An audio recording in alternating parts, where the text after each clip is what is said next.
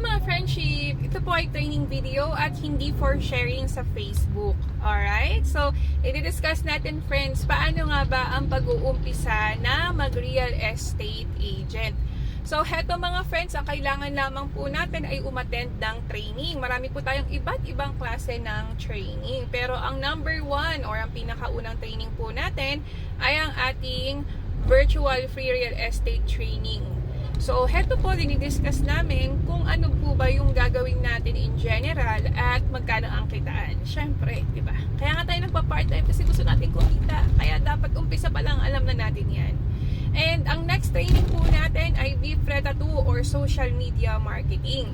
Ano nga ba yung mga exact steps na gagawin natin para kahit tayo ay nasa bahay lang, pa-Facebook lang, pa-TikTok lang, ay nakakakuha pa rin po tayo ng kliyente na bibili ng bahay at lupa.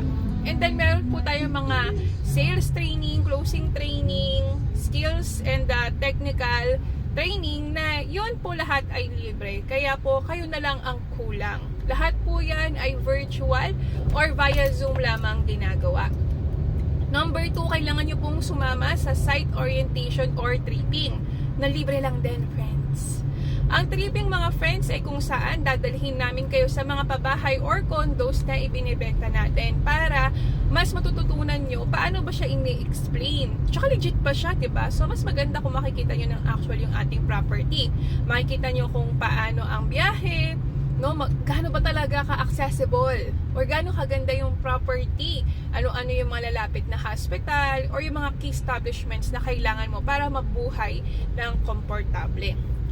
So, number 3 natin ay PKS or Project Knowledge Seminar. Yes, yun ay seminar. Ano naman yung ginagawa doon?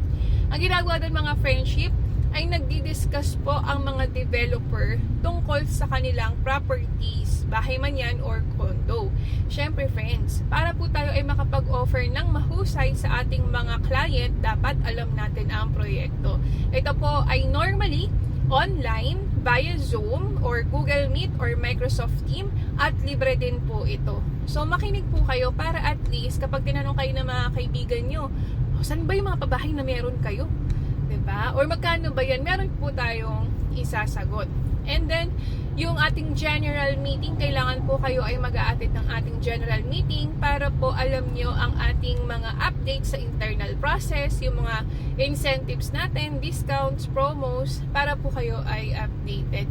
Mahirap ba ang real estate? Isipin na lang natin, friends, walang malaking pera, ang madali lang. Pero ang maganda dito, kahit kayo ay nasa bahay lang, kahit kayo nag-aalaga ng inyong mga anak, no? Kaya mo tong gawin, friends. Kikita at kikita ka. Higit sa lahat, tayo ay tutupad ng ating pangarap. Pero at the same time, tumutulong din tayo sa mga kababayan natin na maabot ang pangarap nilang magkaroon ng bahay at lupa or condo. So, tiyagain mo lang, friends. Walang madali sa umpisa. Mahirap talaga. But kapag lagi mo na siyang ginagawa, masasanay ka na sisiw na yan mga friendship. Madali na lang yan. And you don't have to be great to start. But you have to start to be great. So, tutulungan namin kayo sa BDDR. Gagabayan namin kayo hanggang maabot nyo ang inyong financial freedom goal. So, ayun lang mga friendship. Good luck! See you sa ating mga training, tripping, and seminars. Bye!